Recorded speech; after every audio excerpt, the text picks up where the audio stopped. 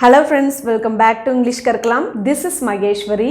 இன்னைக்கு நம்ம ரொம்ப முக்கியமான ஒரு வீடியோ பார்க்க போறோம். என்ன அப்படினா நான் படிச்சா கண்டிப்பா பாஸ் ஆயிருவேன்.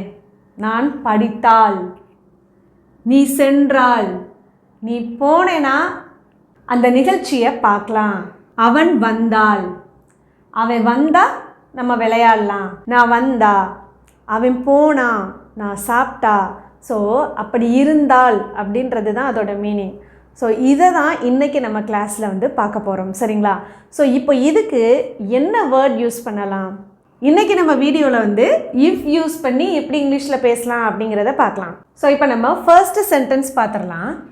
எனக்கு பசித்தால் நான் ஒரு சாண்ட்விச் சாப்பிடுவேன். எனக்கு பசிச்சா நான் சாப்பிட்டுக்கிறேன். ஸோ இந்த மாதிரி சொல்லுவோம் இல்லையா? இப்போது இதில் பார்த்தீங்க அப்படின்னா எனக்கு பசித்தால் அப்படிங்கிறது ஒரு சென்டென்ஸ், அதுவும் இன்கம்ப்ளீட்டாக இருக்குது. ஸோ அப்போது இதை கம்ப்ளீட்டாக ஆக்குறதுக்கு என்ன சென்டென்ஸ் தேவை? நான் ஒரு சாண்ட்விச் சாப்பிடுவேன் அல்லது நான் சாப்பிடுவேன் அப்படிங்கிறது தான். ஸோ எப்போவுமே இந்த மாதிரி பசித்தால், வந்தால், ஆள் அப்படின்னு முடியுது பார்த்தீங்களா? ஆள், இந்த இதுக்கு தான் நம்ம இஃப்பை யூஸ் பண்ணணும். இஃப்போட மீனிங்கே என்ன அப்படின்னா ஆள். ஓகேங்களா? சாப்பிட்டால், வந்தால், வெற்றி அடைந்தால், இந்த மாதிரிலாம் சொல்லும் பொழுது ஆள் அப்படிங்கிறதுக்கு இஃப் யூஸ் பண்ணணும். ஒருவேளை நம்ம இந்த மாதிரி எனக்கு பசிச்சா, ஸோ இப்போ நம்ம சொல்கிறோம் எனக்கு பசிச்சா நான் ஒரு சாண்ட்விச் சாப்பிடுவேன். அப்போ இந்த சென்டென்ஸ் பாருங்கள், ஃப்யூச்சரில் இருக்குது. ஸோ ஃபஸ்ட்டு இருக்கிறத நம்ம இப்போ ப்ரெசண்ட்டில் பேசுகிறோம் அப்படின்னா நெக்ஸ்ட்டு இருக்கிறத என்ன செய்யணும் அப்படின்னா ஃப்யூச்சரில் சொல்லணும். ஓகேங்களா? ஏன்னா அதை இனிமேல் தான் அந்த ஆக்ஷனை நம்ம செய்ய போகிறதா சொல்கிறோம். அதனால் நெக்ஸ்ட்டு சென்டென்ஸை என்ன செய்யணுங்க? ஃப்யூச்சரில் சொல்லணும். இப்போது இந்த சென்டென்ஸை நான் உங்களுக்கு எக்ஸாம்பிளுக்கு சொல்கிறேன். சரிங்களா? இப்போ எனக்கு பசித்தால் அப்படின்னு இருக்குது. இப்போ இதை எப்படி சொல்லலாம்? ஃபஸ்ட்டு ஆல் அப்படிங்கிறதுக்கு இஃப் யூஸ் பண்ணிக்கலாம். சரிங்களா? இப்போது எனக்கு பசிக்கிறது, எனக்கு பசிக்கும் அப்படிங்கிறது தான் சேர்த்து இஃப் சேர்த்து எனக்கு பசித்தால் அப்படிங்கிறது மாறுது. ஸோ அப்போது அதை நார்மலாக நம்ம சென்டென்ஸ் எழுதுகிற மாதிரி சொல்லலாம். இப்போ எனக்கு பசிக்குது அப்படிங்கிறத எப்படி சொல்லுவோம்? ஐ ஆம் ஹங்க்ரி அப்படின்னு சொல்லுவோம் இல்லையா? ஐ ஆம் ஹங்க்ரி அப்படின்னா என்னது? எனக்கு பசிக்குது. இஃப் ஐ ஆம் ஹங்க்ரி அப்படின்னா எனக்கு பசித்தால் அப்படின்னு அர்த்தம். அடுத்து என்ன சொல்லியிருக்கோம்? நான் ஒரு சாண்ட்விச்சை சாப்பிடுவேன் அப்படின்னு சொல்லியிருக்கோம். ஸோ இதை நம்ம ஒரு கம்ப்ளீட்டட் சென்டென்ஸாக இருக்குது. This is not incomplete. So we have to write at first subject. The word which is doing the action is subject. So here நான் அப்படிங்கிறது சப்ஜெக்ட். இந்த செயலை செய்வது யார்? நான். நான் அப்படிங்கிறதுக்கு ஐ எழுதிக்கலாம். சரிங்களா? நெக்ஸ்ட் என்னது? சாப்பிடுவேன். இனிமேல் தான் சாப்பிட போகிறதா சொல்கிறோம் இல்லையா? So we have to write in simple future. I will. Okay, I will. Verb என்னது? சாப்பிட்றது. I will eat. நான் சாப்பிடுவேன். இப்போ எதை சாப்பிட்றதா சொல்லியிருக்கோம்? ஒரு சாண்ட்விச்சை. A sandwich. சாண்ட்விச். ஸோ இப்போ உங்களுக்கு இது புரிஞ்சிருக்கும்னு நினைக்கிறேன். ஃபஸ்ட்டு இருக்கிற சென்டென்ஸை நீங்கள் ஒரு வேளை சிம்பிள் ப்ரெசண்ட்டில் இப்போ நடக்கிற மாதிரி நீங்கள் சொல்கிறீங்க அப்படின்னா இதை என்ன செய்யுங்க? சிம்பிள் ஃப்யூச்சரில் சொல்லுங்கள். ஓகே. நேரம் கிடைத்தால் பாட்டியை பார்ப்போம். நேரம் இருந்துச்சுன்னா நம்ம பாட்டியை போய் பார்க்கலாம் அப்படின்னு சொல்லுவோம். ஸோ இந்த சென்டென்ஸ் எப்படி இங்கிலீஷில் சொல்லலாங்கிறத பார்த்துடலாமா? ஃபஸ்ட்டு நேரம் கிடைத்தால், அதாவது நம்மளுக்கு நேரம் இருந்தா அப்படிங்கிறது தான். ஸோ ஃபஸ்ட்டு ஆள் அப்படிங்கிறதுக்கு இஃப் போட்டுக்கலாமா? நெக்ஸ்ட்டு நேரம் இருந்தால், இப்போ யாருக்கு இருக்கிறதா சொல்கிறோம்? நமக்கு. நமக்கு நேரம் இருந்தால், அதாவது நேரம் கிடைத்தால். அப்போ நமக்கு அப்படிங்கிறதுக்கு வி. இப்போ நேரம் கிடைத்தால் அப்படிங்கிறத எப்படி சொல்லலாம் அப்படின்னா if we have time. So நமக்கு நேரம் கிடைத்தால். ஓகே. நெக்ஸ்ட் என்னது? பாட்டியை பார்ப்போம். பாட்டியை போய் பார்க்கலாம் அப்படின்னு சொல்கிறோம். ஸோ இந்த இடத்துல இந்த ஆக்ஷன் வேர்டை யார் செய்கிறா? நாம் அப்படிங்கிறது தான். ஸோ வி ஃப்யூச்சரில் சொல்கிறோம் போய் பார்க்கலாம் அப்படின்ட்டு. So will. We will. பார்ப்போம், விசிட். யாரை போய் பார்க்குறதா சொல்கிறோம்? பாட்டியை. அப்போ grandmother. That's all. நமக்கு நேரம் இருந்தால் நாம் பாட்டியை பார்ப்போம். ஓகே, இப்போ இந்த சென்டென்ஸ் ட்ரை பண்ணலாமா? நான் வீட்டை சுத்தம் செய்தால் அம்மா சந்தோஷப்படுவார். நான் வீட்டை க்ளீன் பண்ணினேன்னா அம்மா ரொம்ப ஹாப்பியாக இருப்பாங்க அப்படின்னு சொல்லுவோம் இல்லையா? ஸோ அந்த சென்டென்ஸ் எப்படி சொல்லலாம்? நான் வீட்டை சுத்தம் செய்தால். இதை ஃபஸ்ட்டு சொல்லிடலாமா? இஃப், நெக்ஸ்ட் என்னதுங்க? ஐ. இஃப் ஐ, வேர்ப் என்னது?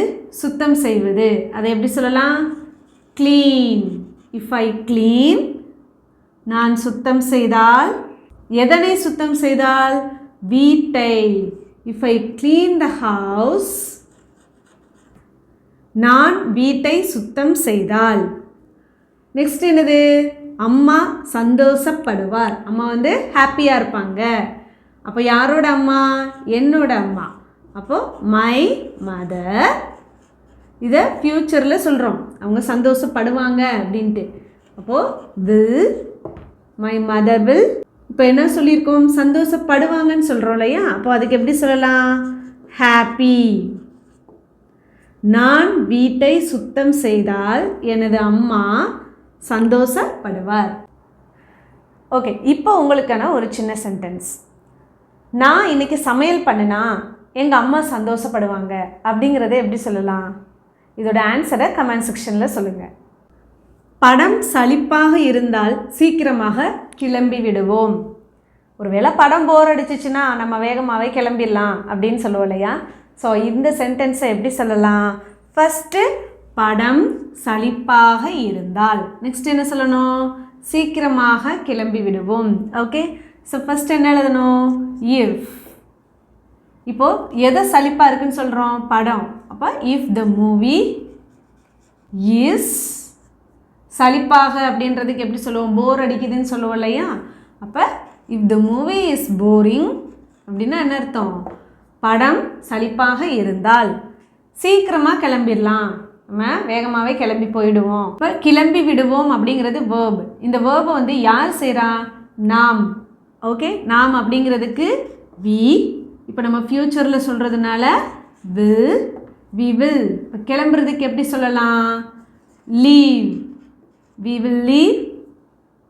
எப்படி கிளம்புன்னு சொல்லியிருக்கோம்? சீக்கிரமாக. அப்போது ஏர்லி. That's all. படம் சலிப்பாக இருந்தால் நாம் சீக்கிரமாக கிளம்பி விடுவோம். Okay, next sentence. அவர்கள் நன்றாக விளையாடினால் வெற்றி பெறுவார்கள். ஒருவேளை அவங்க நல்லா விளையாண்டாங்கன்னா கண்டிப்பாக வின் பண்ணிடுவாங்க. ஆனால் என்ன இப்படி விளையாண்டுட்ருக்காங்க அப்படின்னு நம்ம சொல்லுவோம் இல்லையா? ஸோ இப்போது இந்த சென்டென்ஸை எப்படி சொல்லலாங்கிறத பார்த்துடலாமா? இப்போ நீங்கள் என்ன செய்யுங்க, வீடியோ பாஸ் பண்ணி வச்சுட்டு இதுக்கான ஆன்சரை கீழே கமெண்ட் செக்ஷனில் சொல்லுங்கள். அடுத்த ஆன்சரை செக் பண்ணுங்கள். ஓகே, அவர்கள் நன்றாக விளையாடினால் அவர்கள் வெற்றி பெறுவார்கள். So first if, next subject என்னது? அவர்கள். அதை எப்படி சொல்லணும்? தே. இஃப் தே, வேர்ப் என்னதுங்க? விளையாடுவது. இஃப் தே ப்ளே, எப்படி விளையாடுறது சொல்கிறோம்? நன்றாக. அதை எப்படி சொல்லலாம்? Well. If they play well, அவர்கள் நன்றாக விளையாடினால். நெக்ஸ்ட் என்னது? வெற்றி பெறுவார்கள். யார் வெற்றி பெறுவார்கள்? அவர்கள். அப்போது அதுக்கு எப்படி எழுதணும்? தே. ஃப்யூச்சர் அப்படிங்கிறதுனால will, they will. Next main verb என்னது? வெற்றி பெறுவார்கள். அதை எப்படி சொல்லணும்? வின். அவர்கள் நன்றாக விளையாடினால் வெற்றி பெறுவார்கள். ஓகே, அவன் நல்லா ஹார்ட் ஒர்க் பண்ணினா ஃபர்ஸ்ட் ரேங்க் எடுக்கலாம். இதுக்கான ஆன்சரை கமெண்ட் செக்ஷனில் சொல்லுங்கள். நாம் இப்போது கிளம்பினால் பேருந்தை பிடிக்கலாம். ஸோ இதை கண்டிப்பாக நம்ம ரெகுலர் லைஃப்பில் இந்த சென்டென்ஸை அடிக்கடி யூஸ் பண்ணுவோம். இப்போ கிளம்புனா கண்டிப்பாக நம்ம பஸ்ஸை பிடிச்சிடலாம், சீக்கிரம் கிளம்புங்க அப்படின்னு நம்ம சொல்லுவோம் இல்லையா? ஸோ இதை எப்படி சொல்லலான்றதை பார்த்துடலாமா? ஃபஸ்ட்டு என்ன இருக்குது? நாம் இப்போது கிளம்பினால். நெக்ஸ்ட்டு பேருந்தை பிடிக்கலாம். ஃபஸ்ட்டு இதுக்கு இஃப் போட்டுட்டு நெக்ஸ்ட் என்ன எழுதணும்? நாம் கிளம்பினால். அப்போது இந்த வேர்பை செய்கிறது யார்? நாம். இஃப் வி, கிளம்புறதுக்கு எப்படி சொல்லுவோம்? லீவ். இஃப் வி லீவ், நாம் கிளம்பினால். எப்போ கிளம்புறதா சொல்கிறோம்? இப்போ. அதை எப்படி சொல்லணும்? now. if we leave now. Next என்னதுங்க? பேருந்தை பிடிக்கலாம். இப்போ யார் அந்த செயலை செய்ய போகிறா? நாம். ஓ we will. பிடிக்கலாம் அப்படிங்கிறதுக்கு catch. ஓகே, எதை பிடிக்கலாம்னு சொல்லியிருக்கோம்? பேருந்தை, the bus. that's all. Okay, நாம் இப்பொழுது கிளம்பினால் பேருந்தை பிடிக்கலாம். Okay, next one. நான் என் வேலையை சீக்கிரம் முடித்துவிட்டால் உன்னை கூப்பிடுவேன். இந்த சென்டென்ஸை நம்ம லைஃப்பில் அடிக்கடி யூஸ் பண்ணுவோம். எப்படி? ஒருவேளை நான் வேலையை சீக்கிரம் முடிச்சிட்டேன்னா நான் உனக்கு கால் பண்ணுறேன் அப்படின்னு நம்ம சொல்லுவோம் இல்லையா? ஸோ இதை எப்படி சொல்லலாம்? ஃபஸ்ட்டு நான் என் வேலையை சீக்கிரம் முடித்து விட்டால் அப்படிங்கிறத சொல்லிடலாமா? At first we have to write if. Next subject என்னதுங்க? நான், ஐ. verb என்னது? முடித்து விட்டால். அப்போது if I finish. எதை முடிக்கிறதா சொல்கிறோம்? என்னுடைய வேலையை. எப்படி சொல்லலாம்? if I finish my work. அதுவும் எப்படி முடிக்கிறதா சொல்கிறோம்? சீக்கிரமாக. எப்படி சொல்லலாம்? early. சரிங்களா? நெக்ஸ்ட் என்னதுங்க? உன்னை கூப்பிடுவேன், அதாவது உனக்கு கால் பண்ணுவேன். இதை எப்படி சொல்லலாம்? யார் கால் பண்ணுவான்னு சொல்கிறோம்? நான். அப்போது ஐ will call you. so simple. நான் என்னுடைய வேலையை சீக்கிரமாக முடித்துவிட்டால் உன்னை அழைப்பேன், உனக்கு கால் பண்ணுவேன். அவர்கள் எங்களை அழைத்தால் நிச்சயமாக செல்வோம். ஒருவேளை அவங்க எங்களை இன்வைட் பண்ணினாங்கன்னா நாங்கள் கண்டிப்பாக போவோம். அல்லது அவங்க நம்மளை கூப்பிட்டா நம்ம போகலாம். இந்த மாதிரிலாம் சொல்லுவோம் இல்லையா? ஸோ இதுக்கு எப்படி சொல்லலாம் அப்படிங்கிறத பார்த்துடலாமா? அவர்கள் எங்களை அழைத்தால். நெக்ஸ்ட் என்னதுங்க? நிச்சயமாக செல்வோம். ஸோ ஃபர்ஸ்ட் இஃப் எழுதிடலாமா? நெக்ஸ்ட் என்னதுங்க? அவர்கள் எங்களை அழைத்தால். அப்போது இந்த அழைத்தால் அப்படிங்கிற இந்த வேர்ப் செய்கிறது யார்? அவர்கள். இஃப் தே, அழைப்பது அப்படிங்கிறதுக்கு இன்வைட். இஃப் தே இன்வைட், அவர்கள் அழைத்தால் யாரை அழைப்பார்கள்? எங்களை. அப்போது us. So that's all. Next என்னது? நிச்சயமாக செல்வோம், கண்டிப்பாக நாங்கள் போவோம். அப்போ இந்த இடத்துல செல்வோம் அப்படிங்கிற இந்த வேர்ப் செய்கிறது யார்? நாம். we will. நெக்ஸ்ட் வேர்ப் என்னது? செல்வோம். அதுவும் எப்படி சொல்கிறோம்? நிச்சயமாக செல்வோம். அதை எப்படி சொல்லலாம்? we will definitely go. கண்டிப்பாக போவோம். ஓகே, நீ அவரிடம் பணிவாக கேட்டால் அவர் உனக்கு உதவுவார். ஒருவேளை நீ அவர்கிட்ட பணிவாக கேட்டேன்னா அவர் உனக்கு உதவுவார். நீ இந்த மாதிரிலாம் சத்தமாக பேசி கேட்காத அப்படின்னு நம்ம சொல்லுவோம் இல்லையா? ஸோ ஃபர்ஸ்ட் இதை எழுதிடலாமா? நெக்ஸ்ட் என்னது? அவர் உனக்கு உதவுவார். At first we have to write if. நீ அவரிடம் கேட்டால். இப்போ நீ அப்படின்றது தான் சப்ஜெக்ட். இஃப் யூ, கேட்குறதுக்கு எப்படி சொல்லுவோம்? ஆஸ்க். அதுவும் யார்கிட்ட கேட்கணும்னு சொல்கிறோம்? அவர்கிட்ட. அப்போது ஆஸ்க் ஹிம். எப்படி கேட்கணும்னு சொல்கிறோம்? பணிவாக, பொலைட்லி. Okay, that's all. நீ அவரிடம் பணிவாக கேட்டால் அவர் உனக்கு உதவுவார். அப்போ அதை எப்படி சொல்லலாம்? he will help you. நீ அவரிடம் பணிவாக கேட்டால் அவர் உனக்கு உதவுவார். நாம் போதுமான பணத்தை சேமித்தால் ஒரு புதிய கார் வாங்குவோம். ஓகே, இதை எப்படி சொல்லலாம்னு பார்த்தலாமா? First we have to write if. நாம் we. சேமித்தால் if we save. எதை சேமித்தால்னு சொல்லியிருக்கோம்? போதுமான பணத்தை. if we save enough money. Okay, that's all.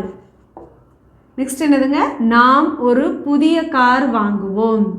அப்போ we will verb என்னது வாங்குவோம். அதை எப்படி சொல்லலாம்? buy எதை வாங்குவோம்?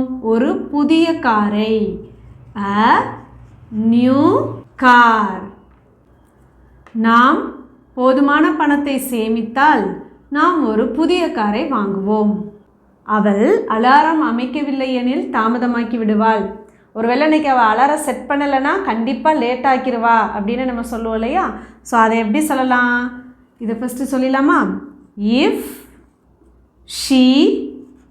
இப்போ இந்த இடத்துல அமைக்கவில்லை எனில் அப்படின்னு நெகட்டிவாக சொல்லியிருக்கோம் இல்லையா? ஸோ அப்போ அதுக்கு எப்படி சொல்லணும் அப்படின்னா, ஒரு விஷயத்தை அந்த சப்ஜெக்ட் செய்யலை அப்படின்னா நம்ம வந்து ஒன்று டோன்ட் போடணும் அல்லது டசன்ட் போடணும். சரிங்களா? In simple present tense. So இந்த இடத்துல ஹீ ஷீட் வந்ததுனால டசன்ட். Okay, she doesn't. இப்போ வேர்ப் என்னது? செட். அமைக்கவில்லை எனில் எதனை? Alarm. The alarm. Alarm. Okay, next என்னது? தாமதமாக்கி விடுவாள். அப்போ எப்படி சொல்லணும்? she will be late. That's all. Okay. அவள் அலாரம் அமைக்கவில்லை எனில் அவள் தாமதமாக்கி விடுவாள். ஸோ இன்றைக்கி நம்ம பார்த்த இந்த சென்டென்சஸை என்ன செய்யுங்க? இங்கிலீஷில் பேசி ப்ராக்டிஸ் பண்ணுங்கள். வீடியோ பிடிச்சிருந்தா ஒரு லைக் பண்ணுங்கள். தேங்க்யூ.